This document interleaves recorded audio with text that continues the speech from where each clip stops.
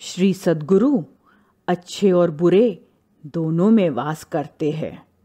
श्री सद्गुरु अर्थात भगवान हर परिस्थिति में बसे हुए हैं, अच्छे और बुरे दोनों में।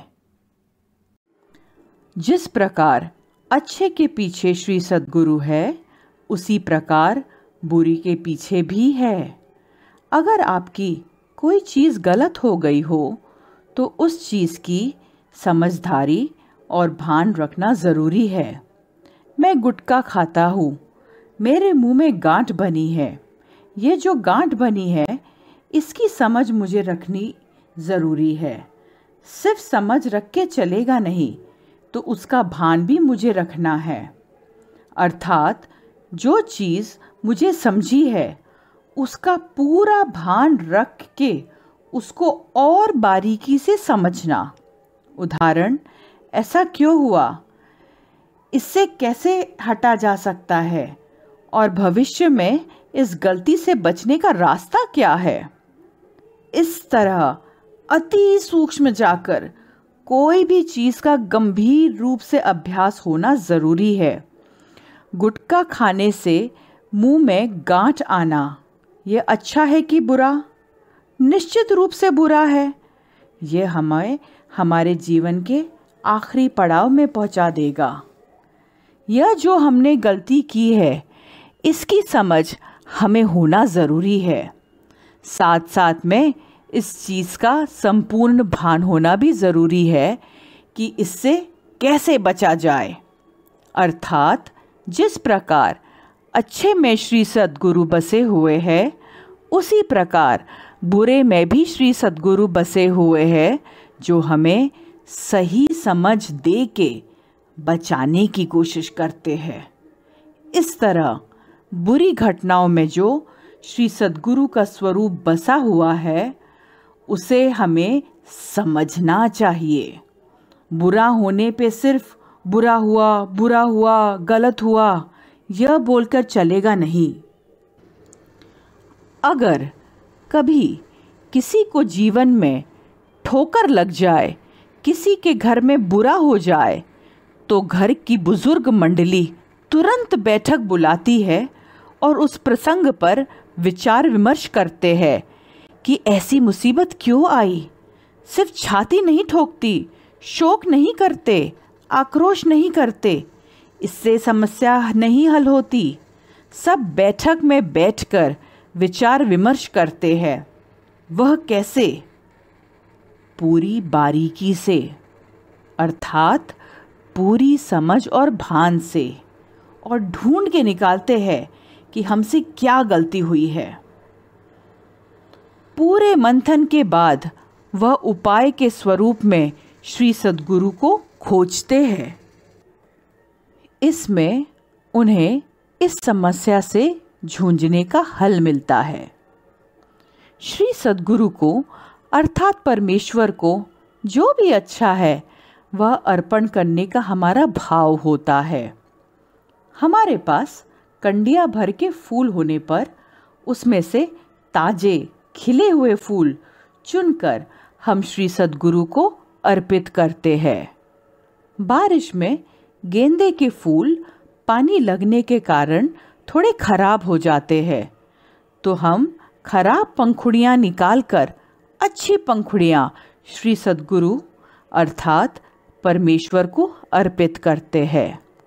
ऐसा हम क्यों करते हैं? क्योंकि श्री सद्गुरु को हमेशा अच्छा ही देने का हमारा भाव होता है। कोई बुरी घटना या प्रसंग से निर्मित श्री सद्गुरु भाव को क्या हम खराब पुष्प अर्पण करेंगे? नहीं, वहाँ पर भी हम अच्छा ही फूल और अच्छा ही भाव समर्पित करेंगे। अर्थात अपने घर में या अपने साथ कुछ भी गलत होता है, जो भी गलत अनुभव आता है, उसमें हम श्री सद्गुरु भाव ढूंढते हैं और उसे अच्छी कृति, अच्छे विचार और अच्छा आचार समर्पित करते हैं। ऐसा करने से हम बुरी परिस्थिति और प्रसंगों से अपने आप सुरक्षित बाहर आ जाते हैं। कुछ समय पश्चात वह बुरी चीज या प्रसंग अपने आप तुमसे दूर चली जाती है।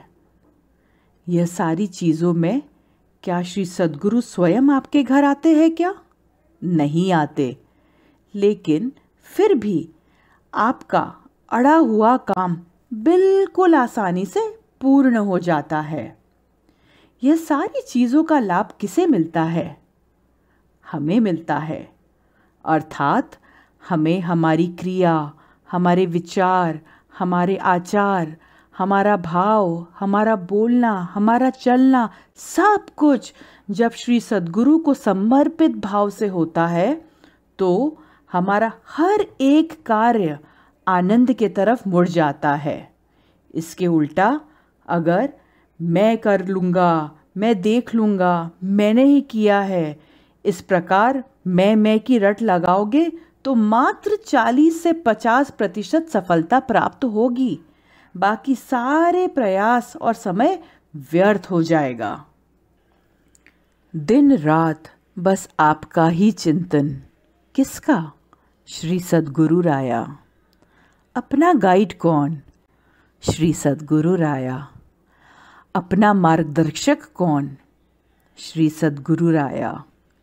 ईश्वर सर्वश्रेष्ठ है, इसमें कोई दो राय नहीं है, लेकिन क्या हम ईश्वर को देख सकते हैं? हमें कौन दिखता है? हमें सिर्फ हमारे प्राण प्रिय सखा श्री सद्गुरु दिखते हैं। वह हम सबसे वार्तालाप करते हैं, हमारे जैसे ही उठते बैठते खाते पीते हैं।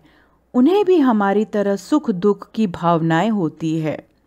इन सभी कारणों से वह हमें हमारे जैसे लगते हैं, इसलिए हमने हमारा सुख दुख उन पर छोड़ देना चाहिए।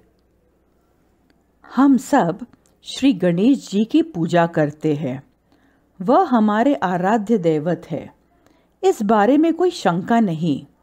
लेकिन जिंदगी के 50 साल हर चतुर्थी 21 आवर्तन करने के बाद, पूजा अर्चना करने के बाद, क्या गणेश जी आपसे बात करते हैं?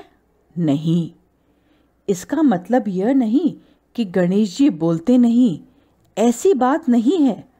उनकी आवाज़ हम सर्वसामान्य मनुष्य सुन नहीं पाते, लेकिन सही मायने में गणेश जी कहाँ है? वह तुम में और हम में ही बसे हुए हैं। फिर भी हम उनकी आवाज़ सुन पाते हैं क्या? नहीं, क्योंकि हम हमारे अंदर की आवाज़ सुनते ही नहीं। लेकिन श्री सद्गुरु की आवाज़ और उनके विचार तुम सुनते समझते हो कि नहीं? इंसान किससे नज़दीकियां बढ़ाता है? जो तुम्हारे हमारे जैसे सामान्य है उसी से बढ़ाता है। कोई तीसरे अलग इंसान से तुम नज़दीकियां बना पाओगे क्या? नहीं। यहाँ सत्संग में अनेक लोग आते हैं, उनमें से जो लोग तुम्हारे जैसे, तुम्हारे विचारों वाले दिखेंगे, उनसे ही आप नज़दीक आ पाओगे। यह इंसान का स्वभाव है, इसलिए श्री सद्गुरु अपने निकट लगते हैं। श्री सद्गुरु का कार्य क्या है? तुम्हें तुम्हारी स्वयं की पहचान करवा देना। पहचान करवाना अर्थात क्या?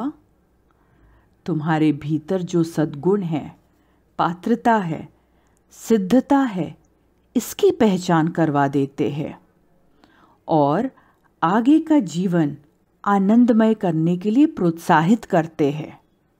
रोते धोते जीवन आगे नहीं ढकेलते हुए, सिर्फ एक ध्येय प्राप्त करने के लिए नहीं, तो आपका संपूर्ण जीवन सफल और आनंदमय करने के लिए तुम्हें बढ़ावा देते हैं।